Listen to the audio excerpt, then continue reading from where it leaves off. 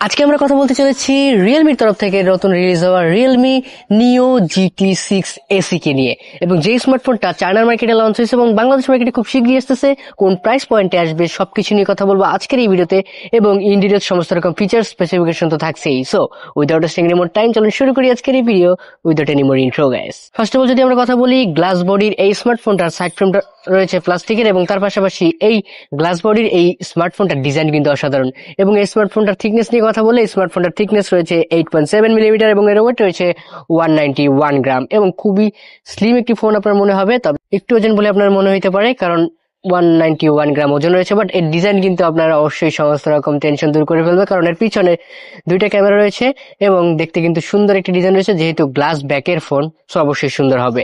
So next যদি কথা বলি স্মার্টফোনটার ডিসপ্লে সেকশন নিয়ে, সেখানে কিন্তু অসাধারণ দুর্দান্ত একটা ডিসপ্লে আমরা পাচ্ছি। সেখানে আমরা পাচ্ছি কিন্তু অ্যামোলেড LTPO একটি ডিসপ্লে, এবং যেটি রয়েছে 120 হার্জের HDR10+ এর সাপোর্ট। তার পাশাপাশি রয়েছে 6000 নিট পিক ব্রাইটনেস, যা কিন্তু এই প্রাইস পয়েন্টে অসম্ভব অভাবনীয়, কারণ এই প্রাইস পয়েন্টে এইরকম নিটসের পিক ব্রাইটনেস আপনারা কোথাও পাবেন না। কজ এই নিট পিক ব্রাইটনেসে আপনারা কিন্তু আউটডোরে গিয়ে, কেন রোদের সামনে গিয়ে যদি ফোন চাপেন, তাহলে কিন্তু আপনার ফোনের কোনো রকম ভিজিবিলিটিতে সমস্যা হবে না, এবং কন্টেন্ট ওয়াচিং এ কিন্তু খুব জোস একটা ফিল আপনারা পাবেন। এবং ডিসপ্লে সাইজটাও কিন্তু খুব ভালো রয়েছে, 6.78 ইঞ্চির একটি ডিসপ্লে রয়েছে, এবং যার স্ক্রিন টু বডি রেশিও রয়েছে 91.8%, মানে খুবই সিমেট্রিক্যাল একটি ডিসপ্লে আপনারা এখানে পাবেন, মানে কোনো রকম ব্যাজেল চিন নাই বলতেই চলে।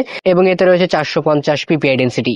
এরপর যদি আমরা কথা বলি স্মার্টফোনটার প্রসেসর সেকশন নিয়ে, সেখানে আমরা পেয়ে যাচ্ছি কিন্তু কোয়ালকম স্ন্যাপড্রাগন 7+ Gen 3 4 ন্যানোমিটারের একটি অক্টাকোর বেসিসে তৈরি করা চিপসেট, যেটা কিন্তু খুবই পাওয়ারফুল এবং লেটেস্ট একটি প্রসেসর। সো এই স্মার্টফোনটাতে এটা দেওয়া হয়েছে, যেটা অবশ্যই খুব ভালো একটা ব্যাপার। এবং এই স্মার্টফোনটাতে আপনারা পেয়ে যাবেন কিন্তু Adreno 732, এবং তার পাশাপাশি Android 14 Realme UI 5.0 সাপোর্ট রয়েছে। এই ফোনটা র্যাম রোম সেকশন নিয়ে যদি কথা বলি, আপনারা কিন্তু এখানে র্যাম রোম সেকশনে পেয়ে যাচ্ছেন 8GB 256GB এবং 12 256GB। তবে বাংলাদেশ মার্কেটে অবশ্যই 8 256GB ভ্যারিয়েন্ট আসার সম্ভাবনা বেশি। এবং এর স্টোরেজ টাইপ রয়েছে UFS 4.0, তার মানে এটা খুব ভালো একটি ব্যাপার, যেখানে স্টোরেজ টাইপটা আপনারা খুব ভালো পাচ্ছেন। এই ফোনটাতে আপনারা পেয়ে যাচ্ছেন স্টোরিও স্পিকার, বাট কোনো রকম 3.5 এর অডিও জ্যাকটি আপনারা পাচ্ছেন না। এবং তার পাশাপাশি এই ফোনটাতে আন্ডার ডিসপ্লে ফিঙ্গারপ্রিন্ট রয়েছে এবং পোর্ট এন্ড বাটন সবকিছু রয়েছে।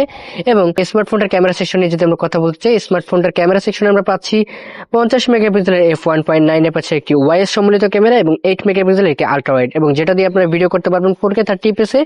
এবং এর সেলফিতে রয়েছে 32 মেগাপিক্সেল একটি সেলফি শুটার, যেটা দিয়ে আপনারা কিন্তু 4K 30fps এ ভিডিও শুট করতে পারবেন, যার ফটো কোয়ালিটি কিন্তু আপনারা দেখতেই পাচ্ছেন, খুব জোস ফটো আপনারা এটা দিয়ে তুলতে পারবেন। এবং এই ফোনটার ব্যাটারি সেকশনে কিন্তু খুব চমক একটা রয়েছে, সেখানে কিন্তু 5500 mAh একটা ব্যাটারি সেকশন আপনারা পাচ্ছেন। এবং তার পাশাপাশি এটাতে রয়েছে 100 ওয়াটের ফাস্ট চার্জার। সো স্মার্টফোনটা কিন্তু 12 মিনিটে 50% চার্জ করবে, সো অবশ্যই আধা ঘন্টার ভিতরে আপনার ফোনটা ফুল চার্জ হয়ে যাবে।